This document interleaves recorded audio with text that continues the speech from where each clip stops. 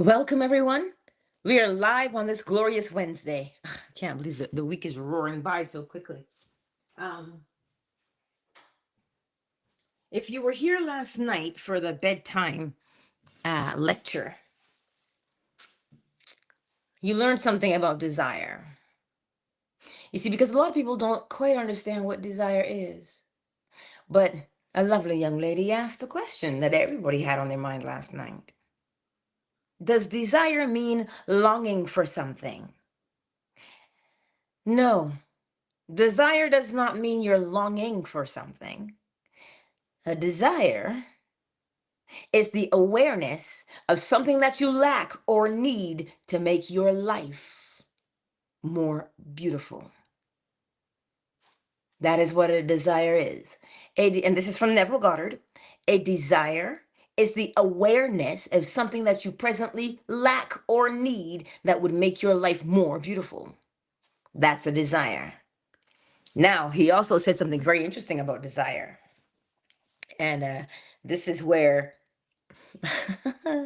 longing comes from. Remember that little tiny scripture that says without faith without works is dead? Remember that? Neville put it in his own words, and he said that desire without action brings pestilence. What action are you possibly supposed to take with desire? Hmm? What action should one take to fulfill their desire? You notice longing is not in the equation. You don't long for your desire. You bring it about. How? By what method?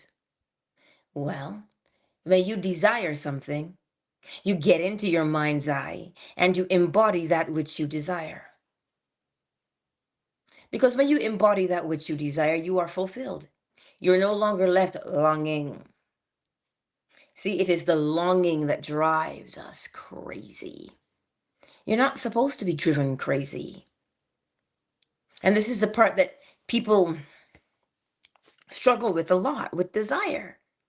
Your desire is there for a reason. Cause and effect. You see, everything is moving, and a desire is like an internal fire. Fire burns, fire moves you. That's what fire does.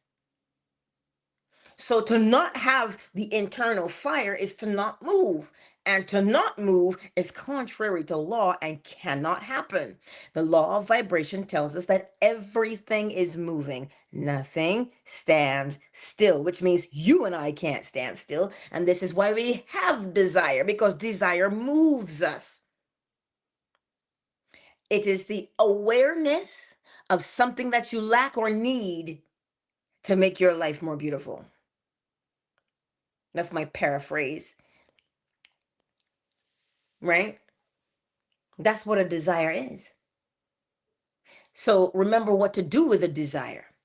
When a desire comes upon you, remember desires don't emerge from nowhere. Desires emerge from that mood that you occupy. Your mental attitude will bring about your desire. So your mental mood is the cause. The desire is the effect, which will cause you to do what? Do something. But what will you do? You do not know what to do unless you have become the thing. A vine, what do you see when you look at a vine? It crawls, it creeps, it hugs wherever it is, and it climbs. That is a vine. That is the mark of any vine. So put that together, if you will, to understand that you cannot do anything unless you become. Because it is what you become that will determine what you do. But we try and do first. How will you know what to do? Because to be is first. To be is first. To do is second. To be is the cause. To do is the effect.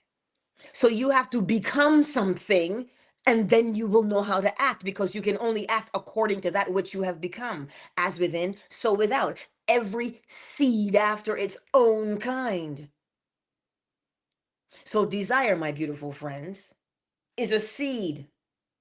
And whatever the desire is, you already know how it will turn out. Well, the desire is a seed. If you have an okra seed in the palm of your hand, or you have a mustard seed in the palm of your hand, you have an apple seed in the palm of your hand, I'm pretty sure you can tell me what you're going to get when you plant it. Not if you plant it, when you plant it, what shall you get? Okra, mustard, apple. You can't get anything different from that. So the desire that you hold within you, that is showing you, hey, I don't have this, and this would make my life better. Now, instead of longing for it, why, I'm going to hope for the best. I don't know what to do in this situation. I don't know how to make it come about. You don't have to make it come about. You allow it to come about. How?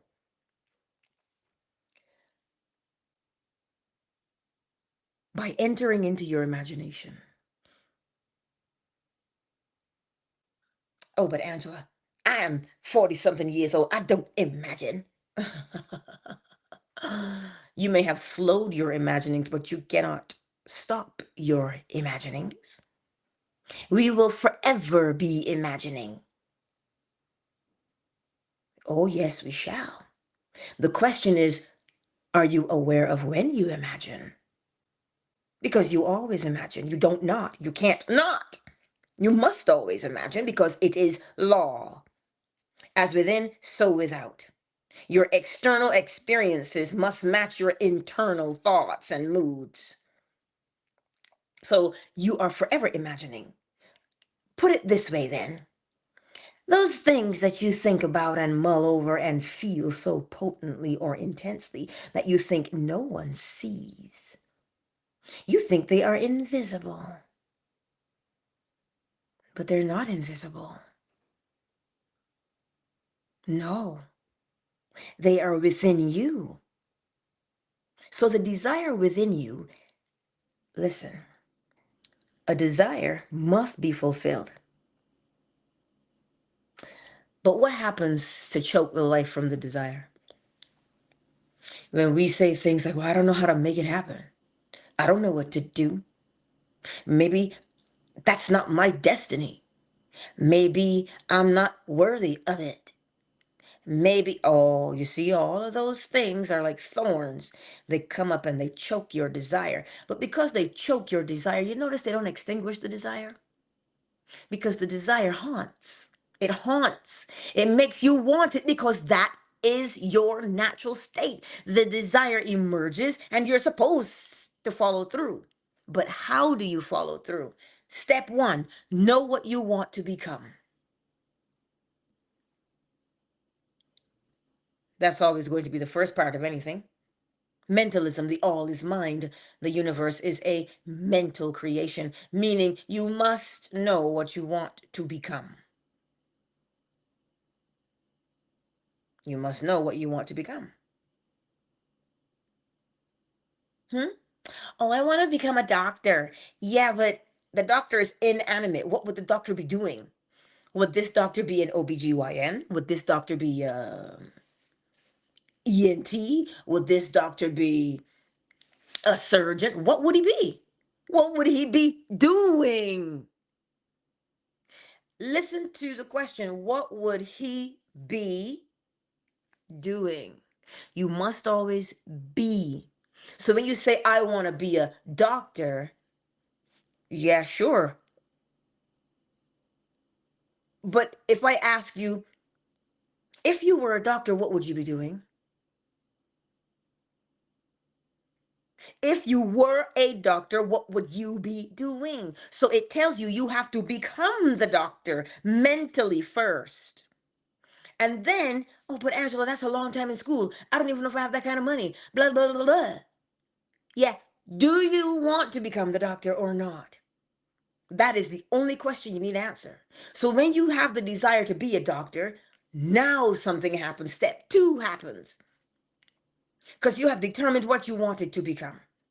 And step two, Experience in imagination what you would be doing in reality if you were the doctor.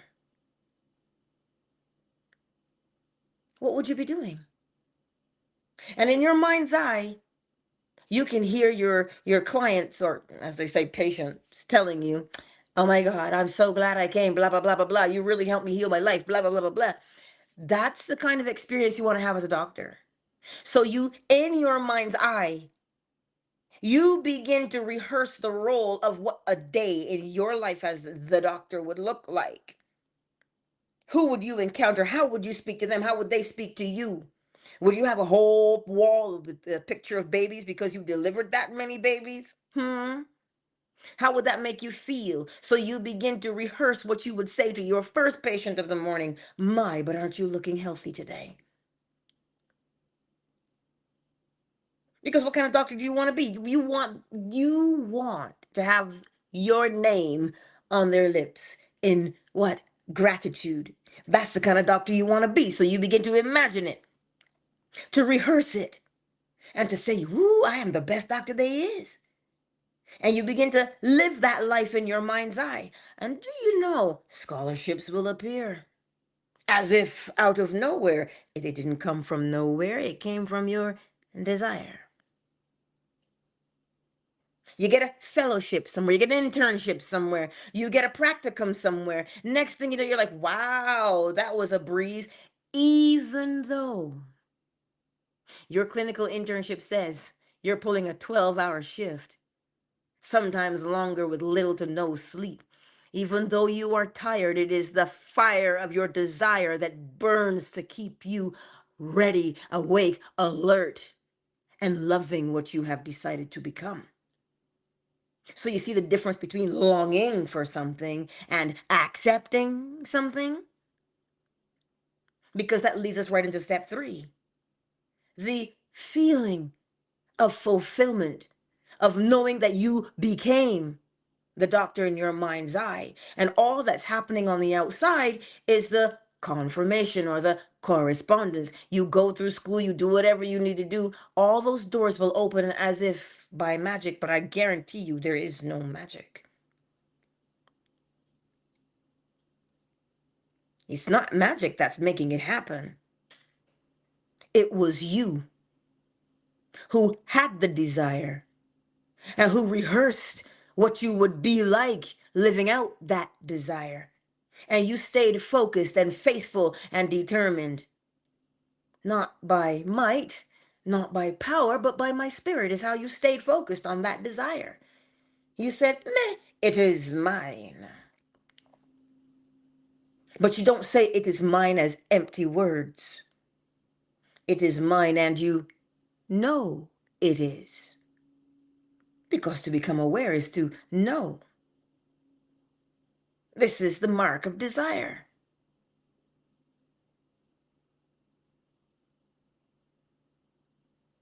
right? Well, yeah, Cyber. Neville was right. You don't have to lift a finger, you have to lift your whole body. That's 2020. That's what he said, right? Your whole body. You've got to engage your desire wholeheartedly. Because when you embody the desire, you stop longing for it because you've become it. But we live in a state of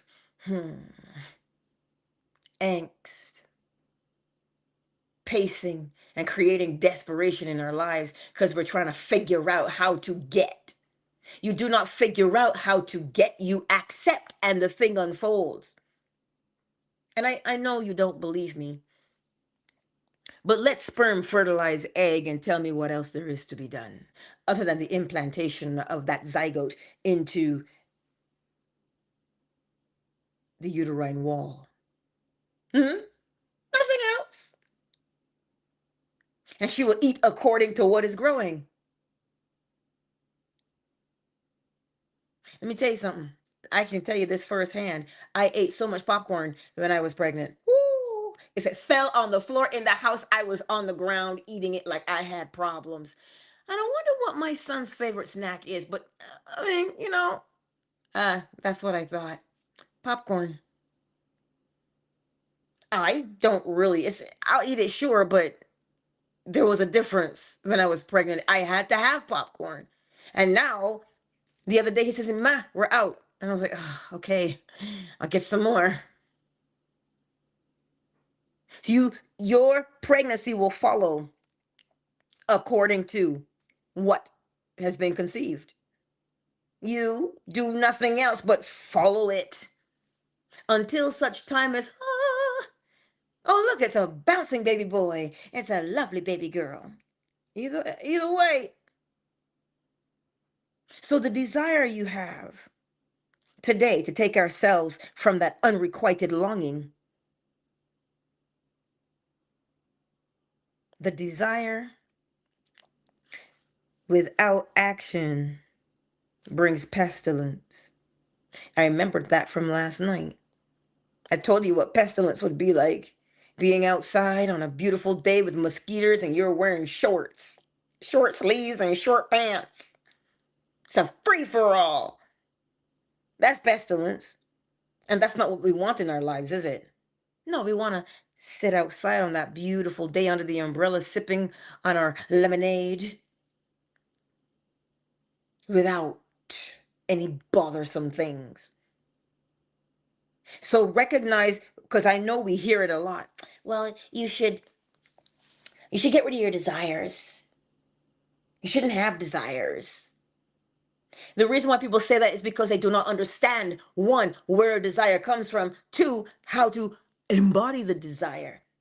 Because we are so programmed to say, work, work, work, work, work, work. You got to work it out. You got to figure it out. No, select the mood of the thing you want to embody. And then every single action that you should take materializes and you follow through to do the action. Tell me in there where you get to be lazy. Nowhere. I'll just sit here on the couch and I'll eat my bonbons and I won't even bathe because my life will fall into my lap just by me hoping and wishing and longing. No, that's the fastest way to rot right where you sit. Your desire emerges from your mental attitude, your mental mood. And when it emerges, something naturally happens to you. You begin to imagine all of the beautiful ways you could possibly live it out. But one of those ways will stand out to you most, and that's the way you will choose. Because that's the thing that will keep you tapped in, turned in, and tapped in. Oracle Treehouse, telepathically tell it to me. Tapped in, tuned in, and turned on. Thank you, Oracle Treehouse. Right? That's what we do. That's the power of your desire if you accept it. You don't have to force the desire open. Embody the desire.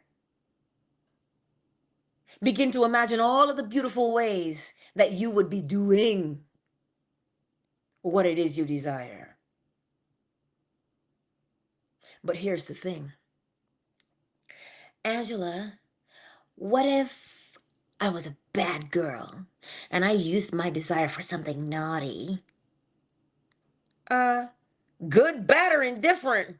As a man soweth, so that shall he reap. Let that be your driving force. And you will test yourself. Don't think that you can plant corn and get beets. No. Whatever you sow, you shall reap. So ask me again how you can be evil and not reap that. Ask me how you can be a good girl and not reap that. Or a good boy, a very good boy, and reap that. This is my point to you today. Do you know what you want to become? That is your desire. Oh, but I've been trying to become this for so many years. What have you been doing? Trying to become. Becoming is inevitable. Becoming is inevitable.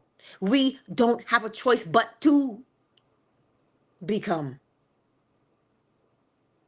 The question is, what do you want to become?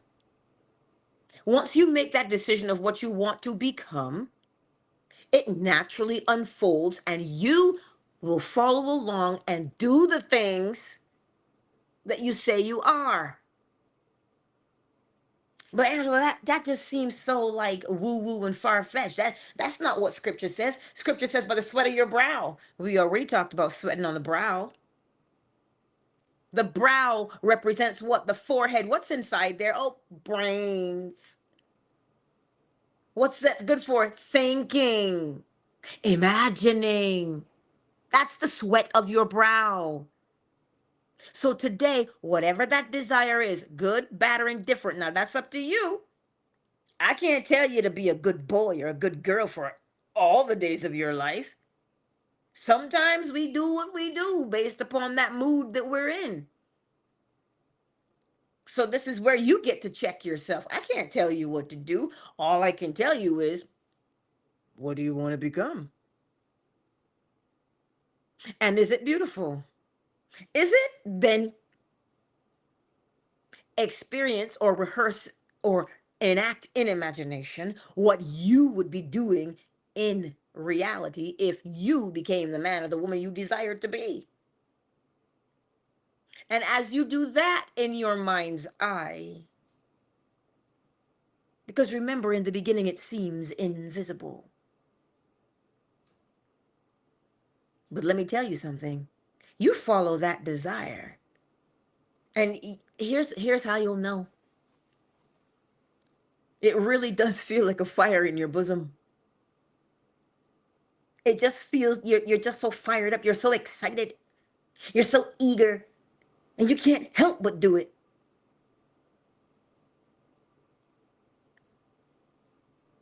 That's it.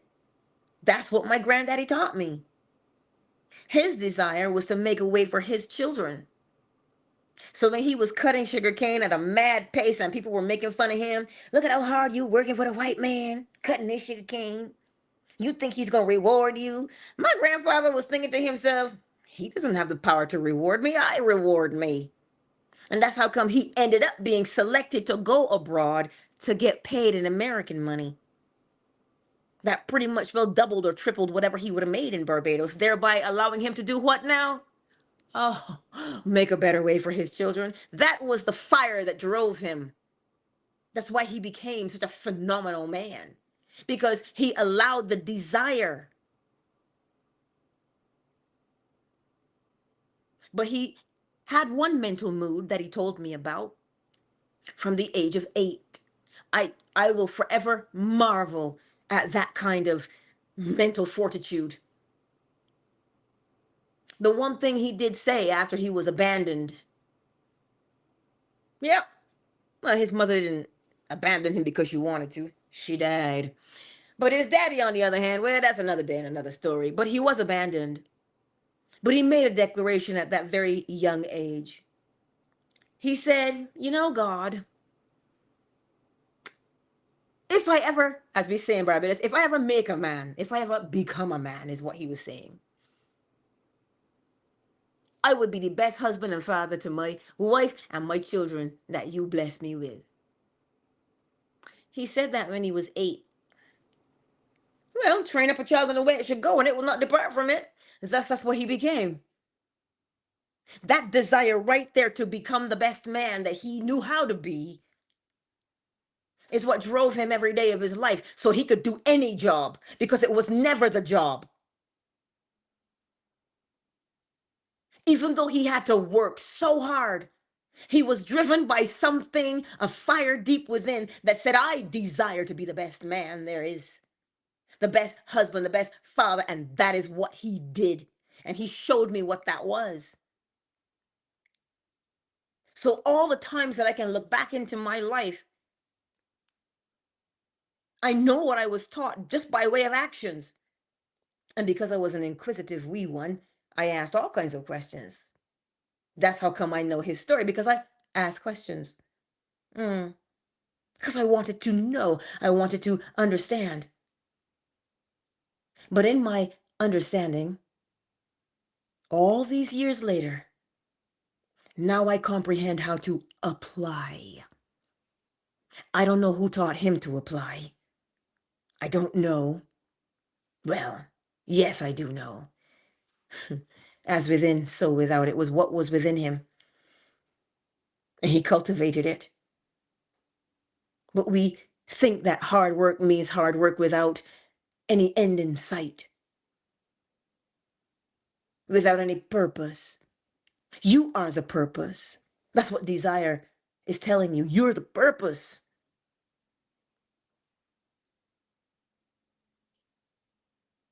Mm. Cyber asks this question. He says, what do you think about Neville's quote? Neville quoted, the illusion of free will is but ignorance of the law. It may seem like we're forcing ourselves into the action, but it's truly all mechanical. Oh, what does that mean? The illusion of free will. We think we make things happen. We think we choose. We choose according to the mood that we are in. The mood that you are in will cause you to think, speak, and act in accordance. In other words, you are a passion fruit seed. You will only become a passion fruit. So between seed to vine stage, you will be doing all of those things that reinforce you being a passion fruit. So your mood will dictate those thoughts that you're having. And those thoughts that you're having will cause you to speak, because out of the abundance of the heart, the mouth speaks. And when you speak, you are only speaking in alignment with your mood. And when you act, you are acting according to the mood. But what is the mood? The mood is I am. Dot dot dot. What did you say after I am? Then that's who you declared yourself to be. And because you have declared yourself to be that, then mechanically, automatically, naturally, you only can unfold according to that thing that you've declared yourself to be. So when he says the illusion, it looks like you are doing these things, but it is the mood that is causing you to act in the way that you are. And the reason why, that it will help you if you could see the world through that lens of I am. This is why Maya Angelou could say, when somebody shows you who they are, believe them. Because you're saying I am. And when you say I am, sometimes you don't have to open your mouth to say I am. You project I am out into the world. So if I observe you long enough, I know exactly what you are. And when I know what you are, I know what you can only do and what only you will become from that. And I can say, Father, forgive them. So how you gonna hurt me? When you're telling me who you are. Well, then when you tell me who you are, you can only act that thing out. So then it is not a surprise to me. But should you change your mood, you will change what you do, and you will change who you are. But we run around talking about a leopard can't change his spots. Do I look like a leopard to you? I'm no leopard. I'm a woman with a mind, and I can think, therefore I can become. So I can change. Don't tell me, oh, you can't teach a no dog new tricks. You change the mood, you'll do any trick to match that mood.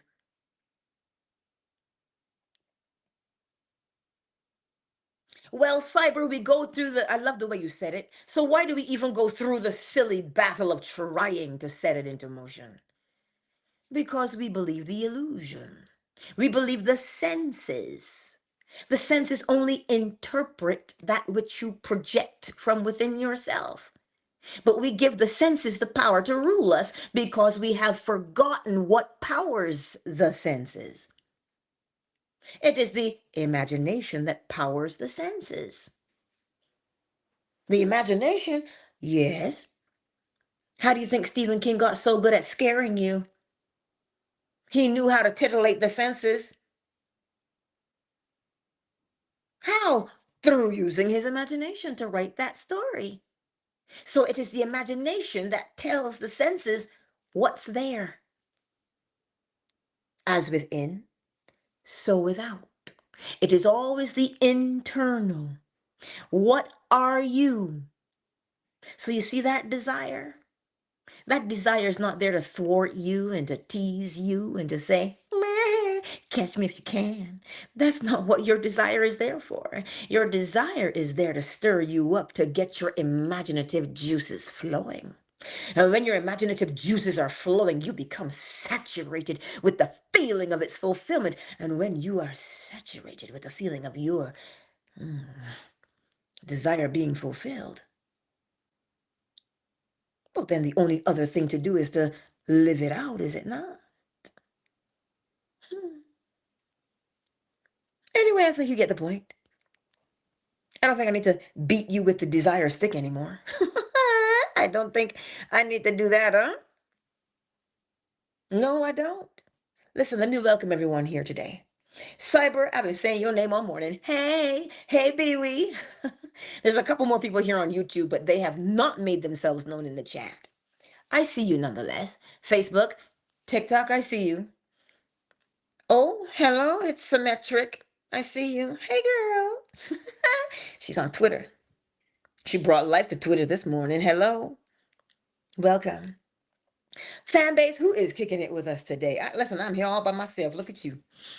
Fan base, we got Oracle Treehouse. Amen is in the house. Big Mike. We got Honey is in the house. You know, you got to say it like it is.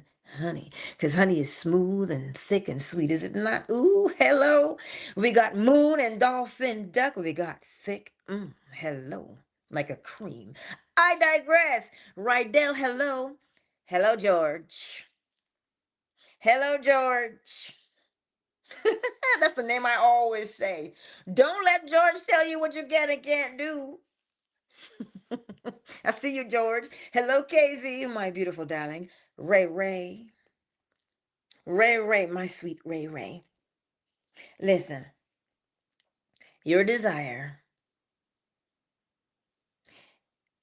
is neither friend nor fool, but it is a fire that strokes you to action. What action? Experiencing in imagination what you would be doing in reality. George says, because I'm in the fan base chat now, um, he says, spiritually speaking, to become is to come into the being that the Father intended you to be. True desire. But of course, and I and my Father are one. Desires from the Father can create paths to your destiny. Yes. You see, because cause and effect, if you keep doing cause and effect over and over and over again, well, that is how one creates destiny. Oh, you thought destiny was preordained. Mm-mm. Cause and effect from the root of that thing that you say you are. And yes, George, meditating on him helps set the mood indeed. You've got to how you do it? It says whatever is good, whatever is true, whatever is honest, what is of good report, think on these things. So to think onto something is to meditate upon it. So when you meditate upon those things, like George is saying here, that creates the attitude acceptable to God, which means you now fall into this pocket that says, as within, so without, they both match. Thus peace ensues. Yeah, oh, George, you hit it on the head, George. Let the words of my mouth and the meditation of my heart be what? Acceptable unto you. So the words of your mouth and the meditation of your heart, do you not see the principle of correspondence there? Because the words of your mouth are the external, but the meditation of your heart is the internal. And for them to be acceptable, they must match.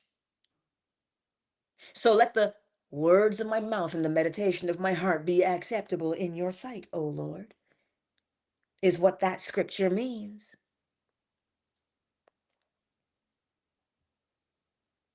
Right? But to be, you see, George, to be acceptable to God, first of all, we must recognize when Paul says, do you not know that Jesus is within you? And Jesus said, well, I and my Father are one. So if Jesus is within you, where is God? God is within. So to please God, you must believe that God is. So then, do you need to be acceptable?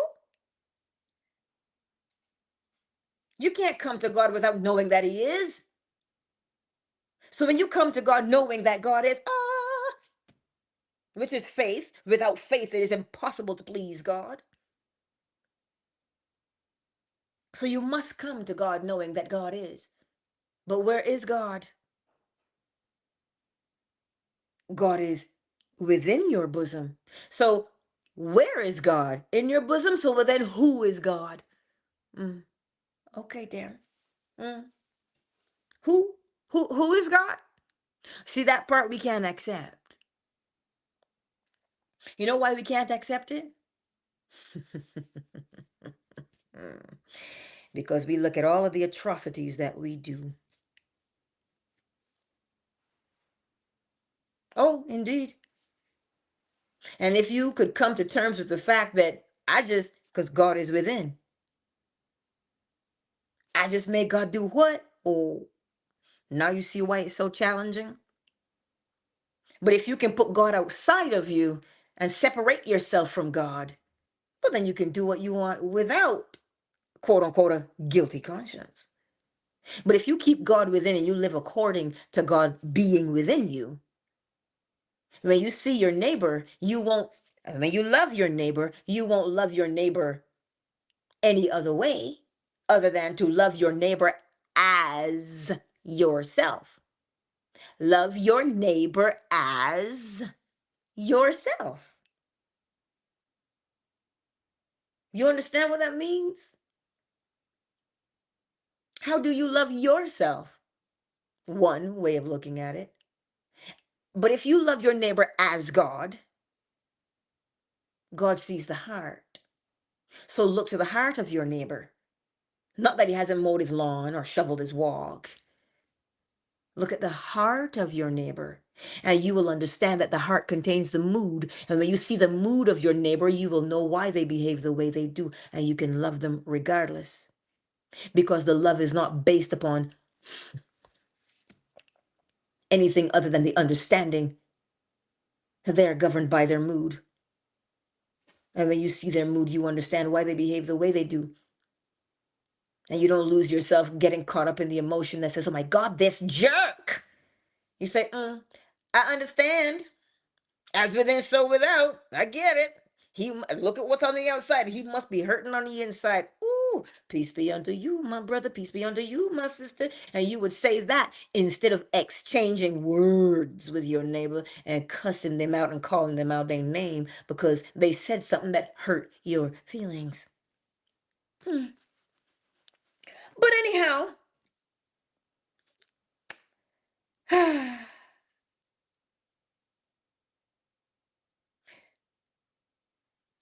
yes. Oh, you say the believer's confession faithfully before ending service. Hmm. Is that like the benediction? I don't know what it is. but um but this is it, Bewee. You cannot do anything until you get the state of consciousness. It is what you are aware of that causes you to act. You act according to your mood. Pay attention and you'll see it for yourself.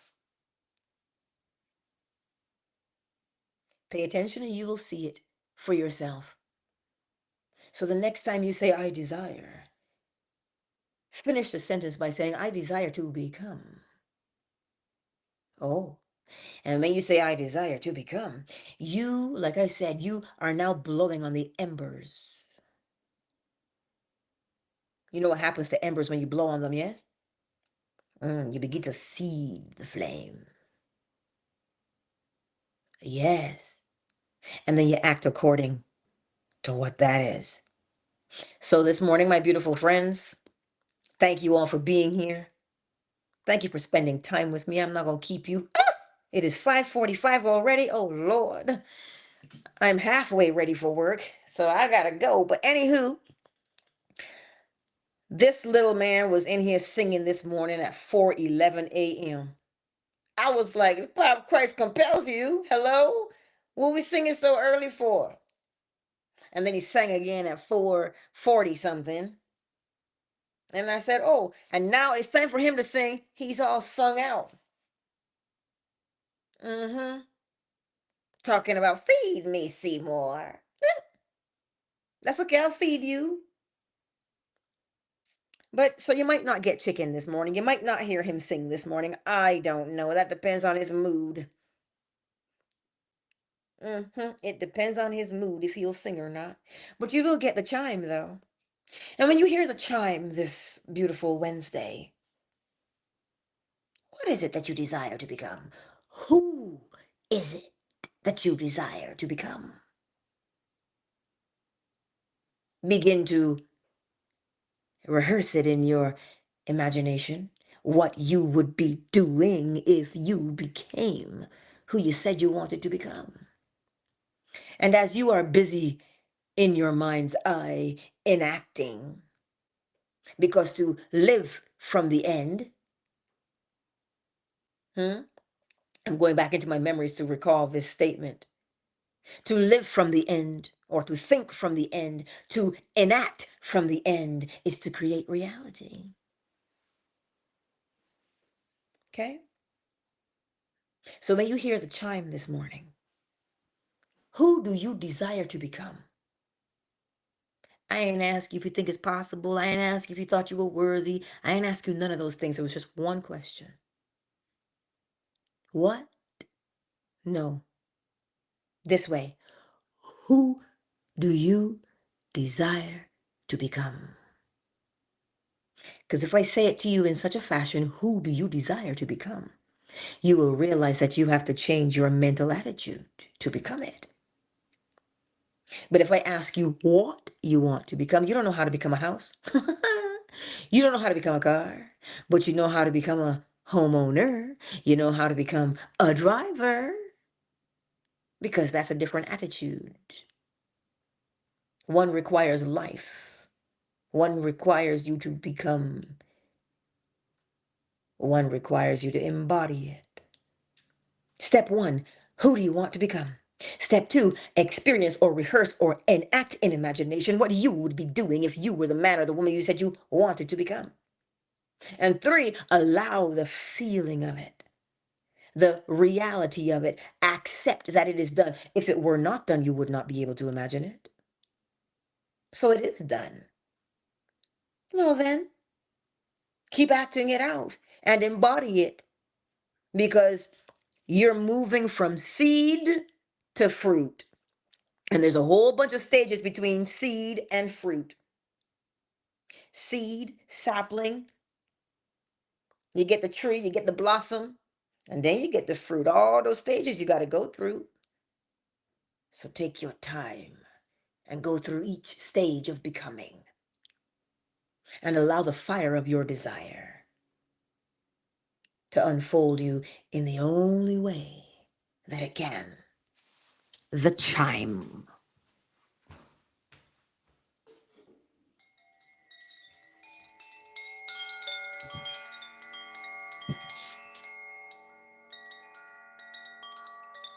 Melly Mel.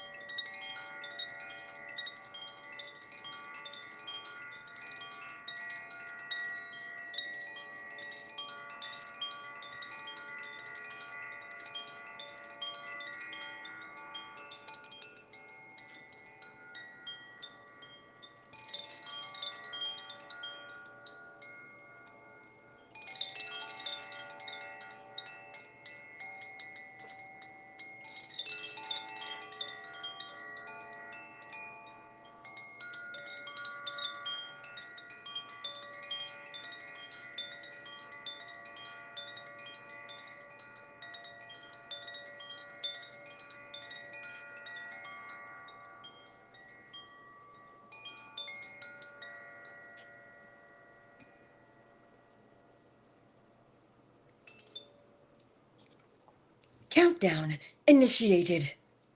5, 4, 3, 2, 1. Much love to each and every one of you. And tonight, at 10 p.m. Eastern Standard Time, we are reading chapter, is it 12? Attitudes. Ooh, you might want to show up for that one. It's about to be lit, okay? You know how the young people would say. That is at 10 p.m. Eastern Standard Time if you want to fall asleep with us. You are strongly encouraged to do so. Right here on YouTube, Facebook, TikTok, Fanbase, Twitter. Yeah, you know I love you. Hey, Millie Mill, I see you. Hey, girl. Anyways, I love you. I gotta go make my tea and pack my lunch and feed my Roo and get up on out the door. So I will see you tonight at 10 p.m. Eastern Standard Time. Mwah. Much love to you all. Much love. Twitter is closed.